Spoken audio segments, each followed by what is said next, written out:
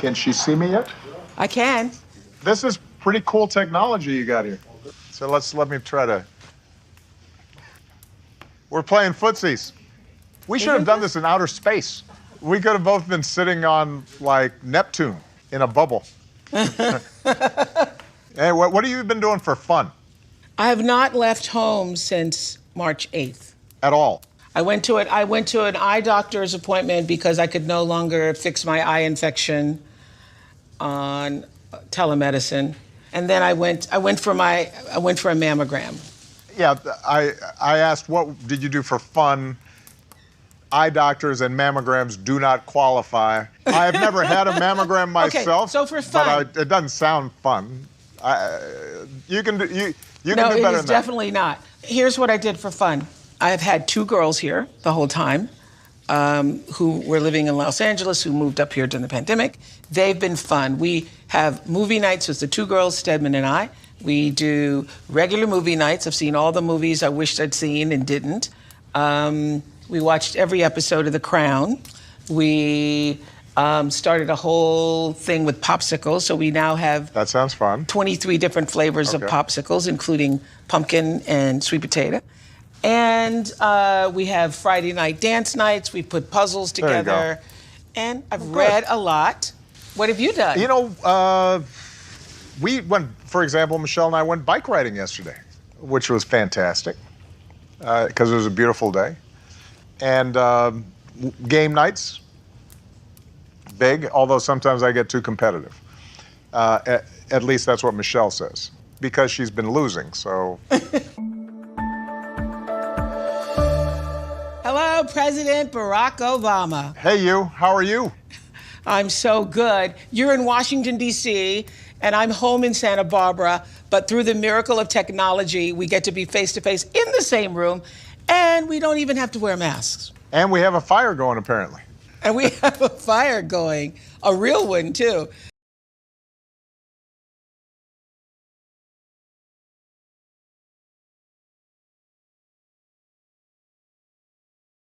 We should have done this in outer space. We should have done this in outer space.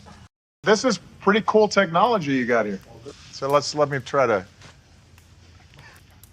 We're playing footsies. We should have done this in outer space. We could have both been sitting on like Neptune in a bubble. Hey, we should have done this in outer space.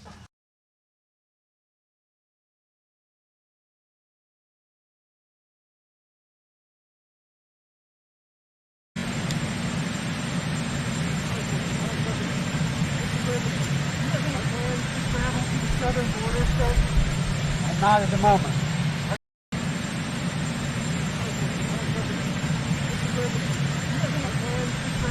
Southern border stuff? Not at the moment. Mr. President, do you have any plans to travel to the southern border, sir?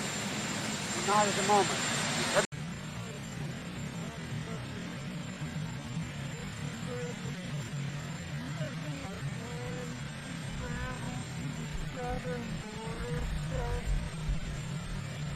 Not at the moment.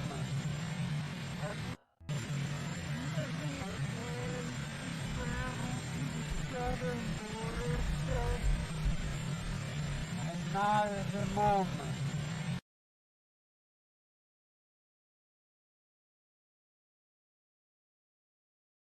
You decided when you're able to share shots with other countries? Is it allies or neighbors first? Who will be the first country to get U.S. vaccines? I've been talking with several countries already. I'll let you know that very shortly. What comes out of the China summit?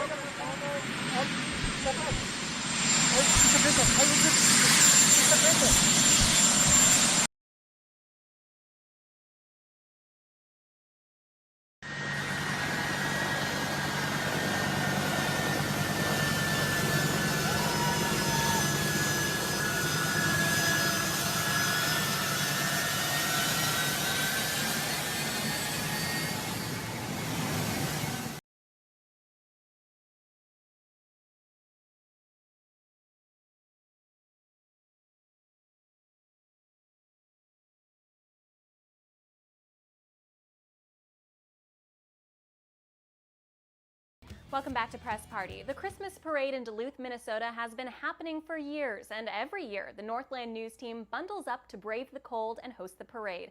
But this year they bundled up all right, but take a close look at this screenshot. No gloves, no rosy noses. It's funny, the background almost doesn't look real. That's because it's a green screen, and the news team reported from the comfort of their newsroom. The news director, pictured on the right, says there was no deception because they never told viewers they were outside. Well, that still doesn't sound right. You're shaking your head. No, sorry, I'm not buying it. I mean, first of all, it looks like a Saturday Night Live skit. It's ridiculous. It's laughable. But I think it's more serious than that. I don't like this at all. It doesn't sit well with me. I'm not comfortable with it. I think if you're perpetrating some kind of a fraud, really, on the viewer, it makes me question the content. It makes me question everything. At one point this was necessary. Back in the 20s and 30s, people would broadcast baseball games by getting a ticker tape and, and acting as if they were there over the radio. We don't have to do that anymore. All you have got to do is put on a scarf and step outside. This is lazy. I don't like it.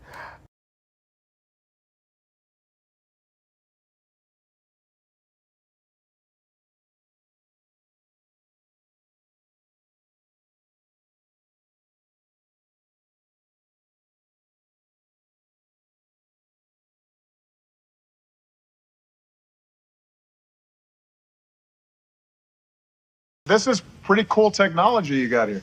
So let me try to. We're playing footsies. We should have done this in outer space. We could have both been sitting on like Neptune in a bubble. Anyway.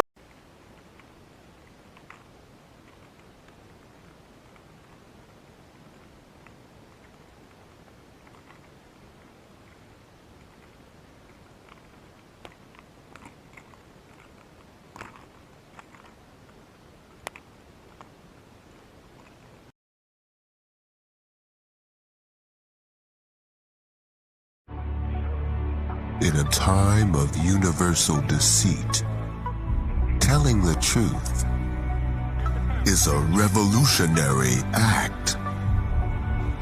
Despite the advanced technologies of multi-layered, computer-generated images, NASA is still unable to remove bubbles in space. Bubbles in space.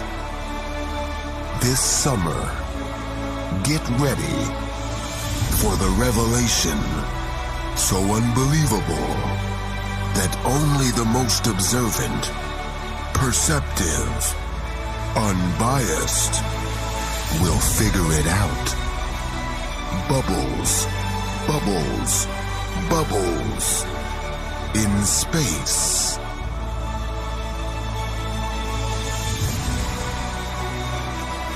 Bubbles in Space starts today at theaters everywhere.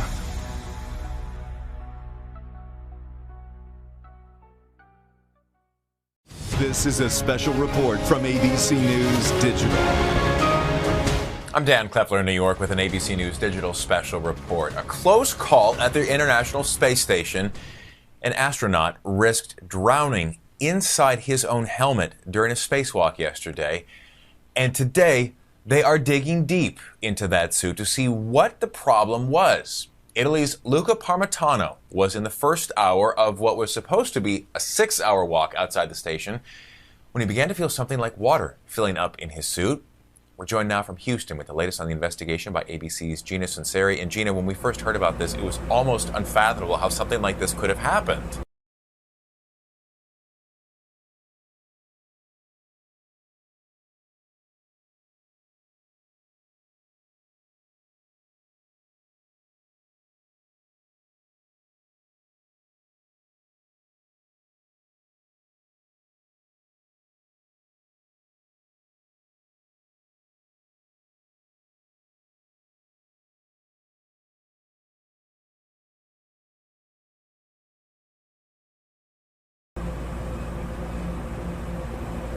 You know, Dan, NASA, in its wildest imaginations, never envisioned this scenario.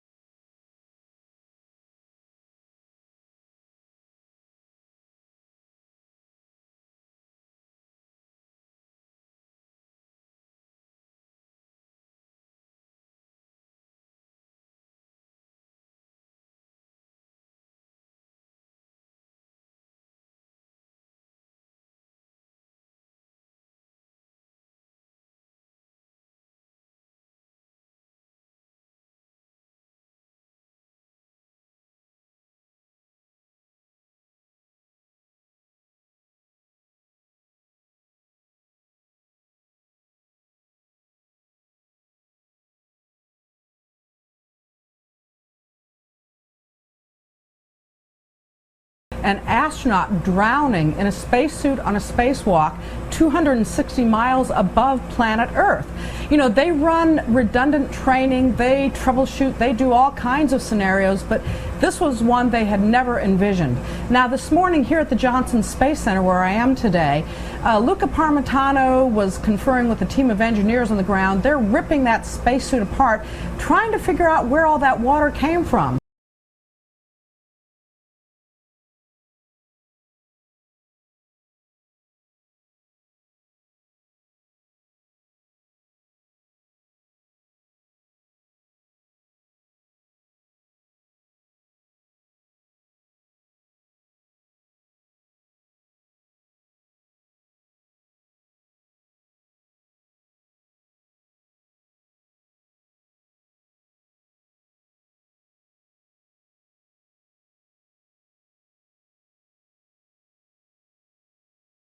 There's a drink bag on the spacesuit. It's not like there are that many options when you're out on a spacewalk. They've got a drink bag which holds 32 ounces, and then there's a cooling system that runs through the spacesuit that holds about another gallon of water.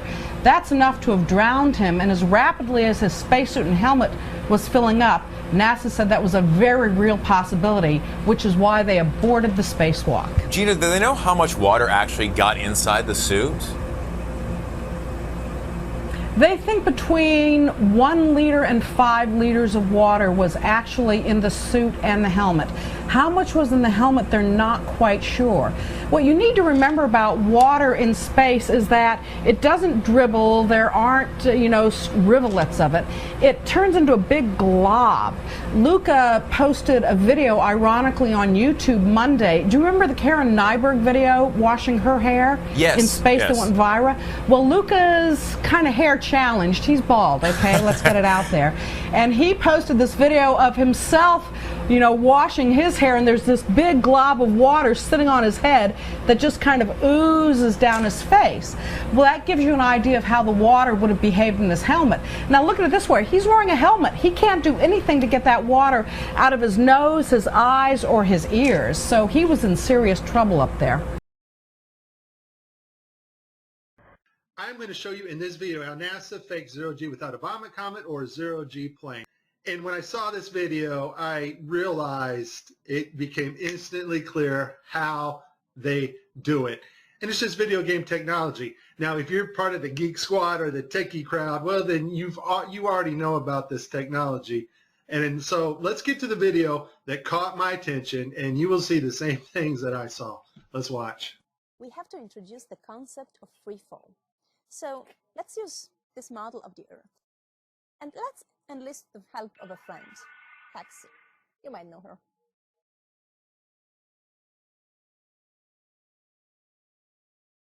So what is significant about this video is, number one, it was live to school children. Number two, we have this stuffed animal that is transitioning in on another video channel. And the actor is able to reach up and grab this doll in real 3D space and manipulate this doll with their hands. And so the only way you're going to pull that off is with one technology. And that technology is virtual reality. More importantly, though, something called augmented virtual reality. Now, before 2012, NASA used masking techniques much like we do in Photoshop and After Effects. But now we're able to simulate water and objects live in real 3D space. So we're able to take models of things that are photorealistic and rotate and move them while we are going live. Before, we used to have to render these effects frame by frame by frame, and it took extremely long amounts of time. Augmented virtual reality. And all augmented virtual reality is taking the objects in 3D space from a virtual reality world and putting them in our world on another screen, which we can see, manipulate, and touch with virtual reality contacts or glasses. In this next segment, I'm going to show you how NASA grabs objects in 3D space, rotates them around, manipulates them. They can do this with water, with cloth, anything. And the cool thing about it is we can take what they're doing, what they're seeing with their contact virtual reality augmented lenses, and put that on a separate video layer live. Yes, live, and do it all in real time. So I'm going to show you what it looks like to them as they're grabbing objects and manipulating them.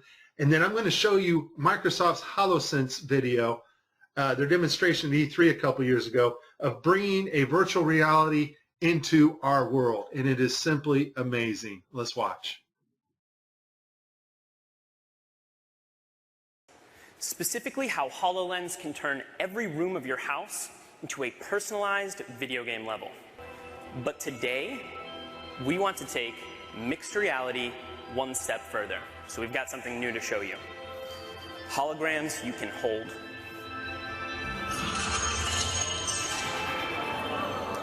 This holographic gauntlet is the weapon that Dan will be using while playing Project X-Ray. You'll notice that as he moves his arm, the hologram moves as well. This is a wearable hologram. And when you combine technology like this with the environment understanding of HoloLens, you can do some pretty spectacular things.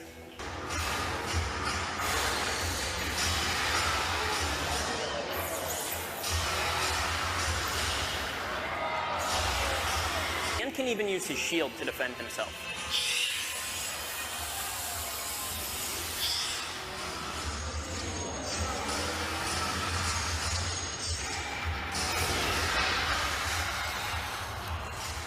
Nicely done. Looks like that's all of them. In 2012, NASA got tired of faking weightlessness by using the zero-G plane, better known as the Vomit Comet. So in 2012, they started soliciting companies that specialize in real-time augmented virtual reality so that they can fake weightlessness and floating objects in the air in real time. Simply the cost of the plane and the safety concerns and the fact that they weren't very good at it. They didn't go to Hollywood, which most of Hollywood's effects are post-processing. That's after the video is made. They needed something they can do in real time and make it look realistic. And so I'll put this link in the description. They found a company called Telemetrics. Thank you, Debbie Durant, for bringing this to my attention. After I researched this, lo and behold, I found out our government has a contract with these people. And Telemetrics, basically what they do is they help news teams and they bring broadcasts together in real time, and they're able to create sets, cities, anything you want in a virtual reality world and make it look absolutely 100% real. They're also able to bring different people from around the world, put them in the same room and broadcast live, give them desks, whatever they need to make the broadcast. So it's pretty. Can she see me yet? I can. This is pretty cool technology you got here. So let me try to. We're playing footsies. We should have done this in outer space. We could have both been sitting on like Neptune in a bubble. They found a company called Telemetrics. Thank you, Debbie Durant, for bringing this to my attention. After I researched this, lo and behold, I found out our government has a contract with these people. And Telemetrics, basically what they do is they help news teams and they bring broadcasts together in real time, and they're able to create sets, cities, anything you want in a virtual reality world and make it look absolutely 100% real. They're also able to bring different people from around the world, put them in the same room and broadcast live, give them desks, whatever they need to make the broadcast. So it's a pretty amazing company. It's a pretty amazing company. Here we see Johnson Space Center. Telemetrics provided latest camera robotics technology at NASA's government television at Mission Control. Why do you need to fake virtual reality sets at Mission Control and Johnson Space Center? I think we know the answer to that when we saw Tim Peake on the gridded blue screen. So this next segment, I'm going to show you what it looks like when virtual reality being broadcast live doesn't work out so well because the system's not perfect. And then at the very end, I'm going to show you the mother of all screw-ups when they actually have a channel shut off that should be on. Because once again, these astronauts are looking in 3D space. They are grabbing objects because they're wearing augmented contact lenses. And if that object's not there broadcast to the viewers live, then it's going to look pretty ridiculous. I tried to pick some clips that were obvious and some not so obvious. Show you some of the contacts. We're going to see Tim Peake with his contacts in, but these are virtual reality contacts overlaid on the eyes so actors can interact with things in 3D space, all in real time. Okay, I have a lot of Tim Peake screw-ups, but this one here, the system glitches. The software does not track his hand properly, and Tim slips his hand underneath his other fingers, which is tightly holding onto the mic, which would be impossible. I don't think this is Tim's fault. Normally, Tim always moves his other fingers up while he slides his hand under. I just think the system didn't respond to his movements here. We all know NASA uses wires, and sometimes we'll catch them like this here. The guy pulled on his wire. However, some days when you're filming live, things just don't work out, and it becomes so blatantly obvious, it's ridiculous. So, in this clip, they're talking, live feed, and wouldn't you know, we have a astronaut go by us in the background, obviously trying to give it a more realistic, spacey, station busy effect. The only problem is the camera that was supposed to mask this harness out, or the video feed, is not working. And so we see the guy come flying along in a harness on his wires. Pretty amazing. But that's not all that goes wrong here.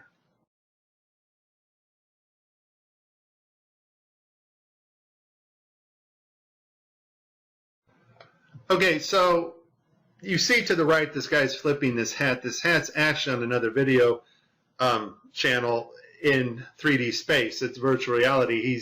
They're wearing augmented contact lenses so that they can interact with these 3D objects. Now, in this scene, the guy on the left in the green shirt, he thinks he sees an object in 3D space that's being broadcast to him, so he grabs it and he puts it off to the side.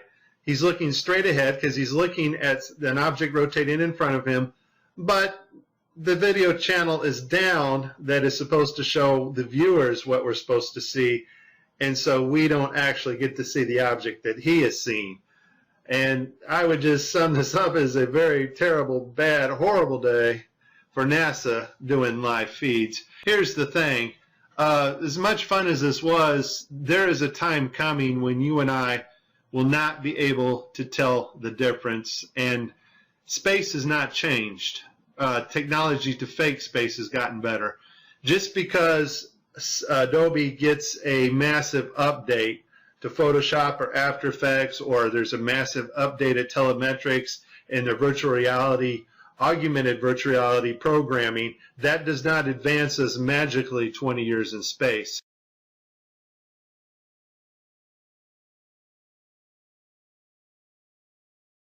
It's way better than I imagined. It is actually really hard to describe. I mean, just the whole ride into space on the Soyuz rocket, what a phenomenal machine, so powerful, such a smooth launch, and then arrival on board the International Space Station and adapting to this weightless environment and being able to go to the cupola and look at that amazing view of planet Earth. It's way beyond my expectations.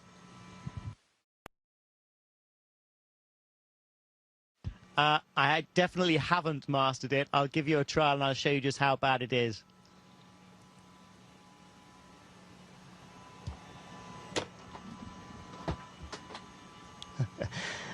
Practice makes perfect. Give me another week.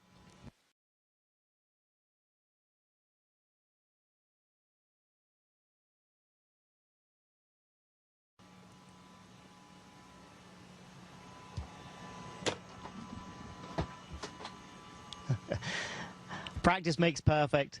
Give me another week.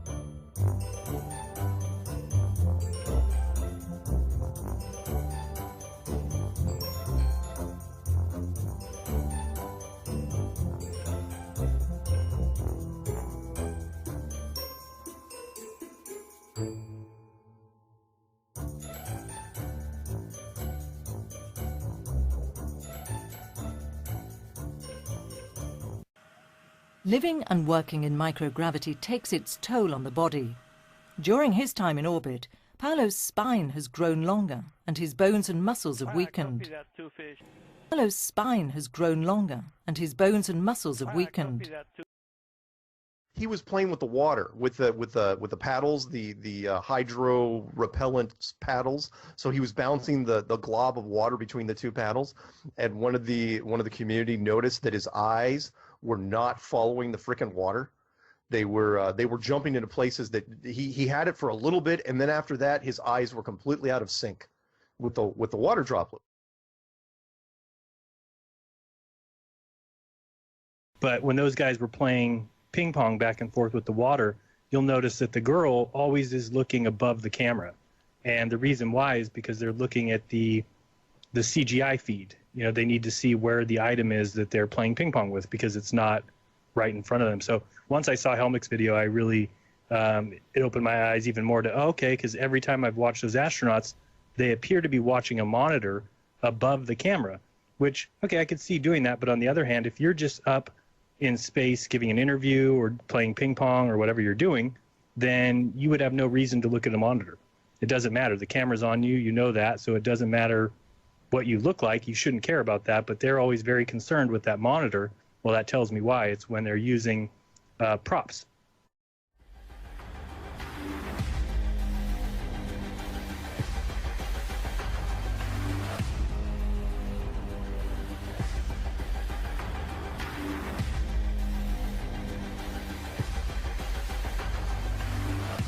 To figure out where all that water came from. There's a drink bag on the spacesuit. It's not like there are that many options when you're out on a spacewalk. They've got a drink bag which holds 32 ounces, and then there's a cooling system that runs through the spacesuit that holds about another gallon of water.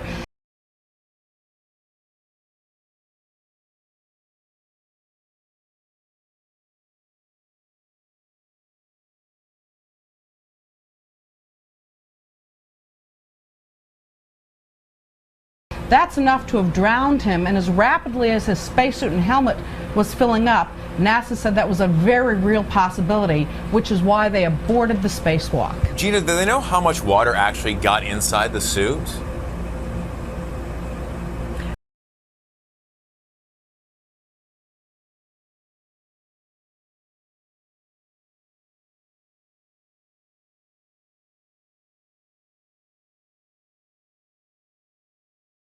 We should have done this in outer space.